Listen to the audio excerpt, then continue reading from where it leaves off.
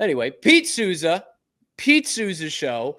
I know he got tickled when he heard this last night. We've even got a recent update to it, but the story comes out yesterday from a Denver talk radio. Cecil Lammey, I think is his name. It sounds like, I don't know, a Dr. Seuss character, but he's apparently a talk show host in Denver, saying that Rob Gronkowski is wanting to come back to the NFL and play potentially for the Broncos. Now, there is an update on this story, but Pete, when you first heard that, what was your immediate reaction? Because I bet it was visceral. My immediate reaction was, this is going to be like Rocky V, when Rocky can't get sanctioned to fight anywhere.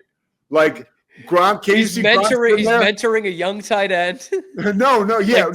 like Tommy Gunn. Right. Remember at the very beginning when there's proof that Rocky had brain damage from Drago, so he goes in front of like whoever it is, like some fight committee, and they're like, "Dude, you can't play. Like your brain isn't up to capacity."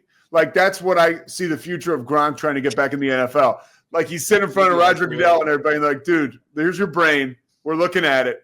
You can't play with a brain like this. Like, we can't let you back. Meanwhile, by the way, 16 years later, Rocky's just like, well, sure, why not? Let's have him fight. You know? His brain got better. He's like 60. They're like, yeah, it seems to have responded well. You know, no, with that business. When I see – I'm on the record about this many times over. I love when superstars give us just a little bit more. I get excited. You do? Oh yeah, I do. When I think of Willie Mays, I don't think of Willie Mays on the Mets. You know, look at a mess, like some of those pictures. I think of to say, hey kid, you know. You have a Jordan Wizards jersey? You know what? If it was a Bullets jersey, I would buy it. I just hated the old Wizards. I hated the Wizards uniforms so much. They were like those Villanova uniforms and like they have the worst brand in sports. Yeah. But no, I have no ill will against athletes getting the most, like every single drop. Joe Namath on the Rams, I don't care. I'll say to this: we've already had that, Pete. He came back. He played 2 years with the Bucs. He caught two touchdowns at a Super Bowl. Like, isn't that the? No, because we haven't seen. I don't mind seeing the car stall out on the field, like on the side of the road. Like let's morbid, Pete. It's not necessarily, because it's sports and the hype around Gronk coming back. Can he do something? Look, we all watched Mike Tyson. Like I'm just saying, like there will be a genuine interest here. The question is, we get back to real reality. Can he help a football team? I don't know. Let's see. So he was in the 2000 and what draft? 2010. 2010. So we're talking about a guy who's probably 36, 37. He's 35 years old. Dude, he can play. He can play. I mean, maybe. I honestly, you know what I would love for him to do? I would love for him to come back, play 1 year, and just block. Just only block. Have like the best PFF grade of blocking of anyone in the league, and just put that feather in his cap for the Travis Kelce argument. You know, it's just like, yeah, Travis Kelce can't block a jock, man. And I am the best tight end in the history of the league. He goes to the playoffs or something just as a blocking tight end. I think that would be great. I think that would be such a good football guy slam on Travis Kelce. Again, he's not a better tight end than Gronk. I bring it back to Rocky. Like he's obviously a single guy because there's no Adrian in his life. It's like, yo, dude, it's over. Like he needs like a wet blanket and a realist in his life. It's like, no. You're not going back. You know what I think, what I was kind of thinking of is like, he's bitched a couple of times, not like enough for Bill Russell to call him or anything, but kind of bitched about like, he's like, oh man, this Fox stuff. Like I'm traveling just as much as I did when I was in the league. And it's almost like, and I don't even mean this as an insult, Gronk has one setting. It's football, right?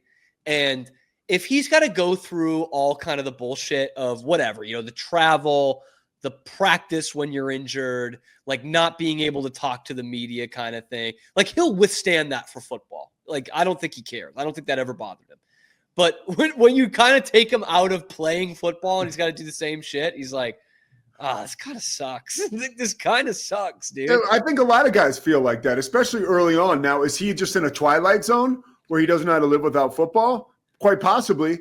I turn it back over to you. You said there's 3 years, by the way, 2 years. And this will be his second time. Is the last one. Yeah. Again, back to Rocky. This is the second time he's retired and come back. Right? Is Rob Gronkowski Rocky? I'll hang up and listen.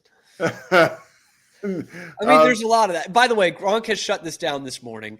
Not too surprising that we hear him shutting it down, because that I don't even know if that says that he's for sure not doing it. But he said, "Football, not me. They must have someone else."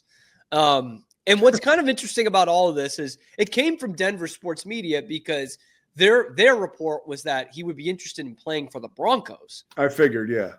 Now, I find that fascinating because it sounded like the Patriots were going to trade him, and he didn't want to play for anyone but Brady. And he came out of retirement to play for and with Tom Brady. And now it's like, okay, yeah, I'm going to come out after 3 years to catch passes from Bo Nix. Really? Does that pass? But you're playing for Sean Payton, and he likes, and I think that's the connection. Yeah. Yeah. So I mean I wouldn't have even. That's not even the AFC West team I would have pegged. You want to play for Tom Brady? He owns one of the AFC West teams. Oh, that would be awesome. Like, they're going to suck. They're going to suck, and they have no. Maybe you can mentor Brock Bowers. That's another part that I was thinking about. Like, they're going to suck, and they have no quarterback. But I don't think there's going to be a huge market for Rob Gronkowski. So no, I don't think that answers the question I was going to ask you. Like, is there any interest for him? You know, honestly, Patriots, it wouldn't be the worst move in the world. If there are teams interested, like, actually Gronk is still in shape, like, this guy can play. Like, you don't really have a second tight end right now if you're the Patriots. Austin Hooper was the one this year. You're probably going to draft one anyway. And like, Hunter Henry is a decent player. Gronk could come in, and if he's healthy, he could be Hunter Henry.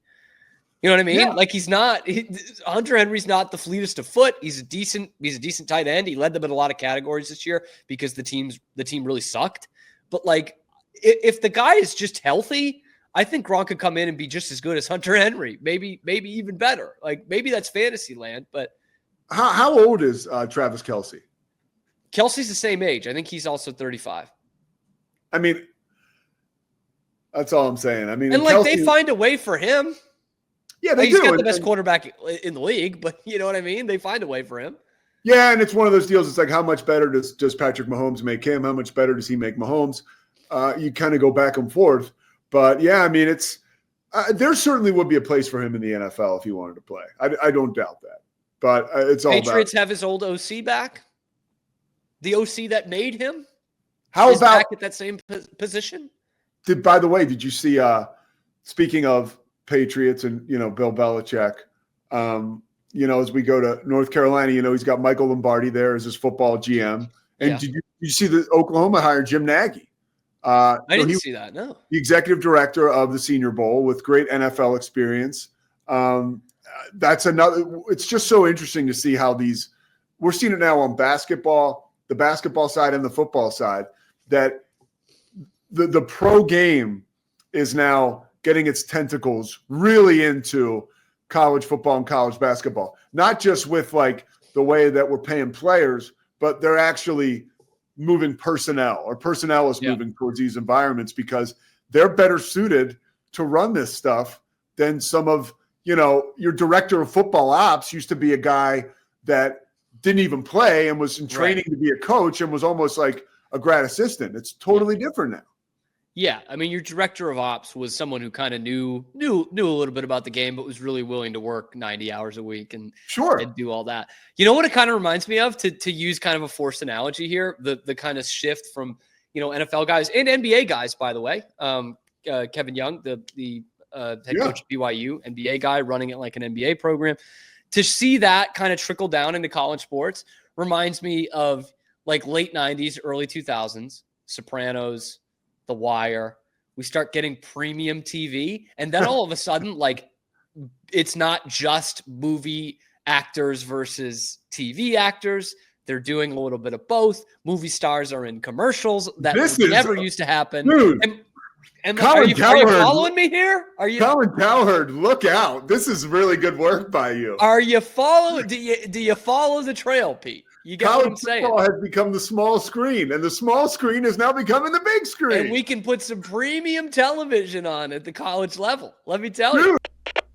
We are Rogue Media Sports. Hey, thanks for stopping by. And if you like this video, be sure to give us a like and subscribe. It really helps out the channel a ton. You can follow me on Twitter here for some more outrageous Boston sports takes coming to you every weekday at noon Eastern time. And then after that, wherever you get your podcasts. We are Rogue Media Sports.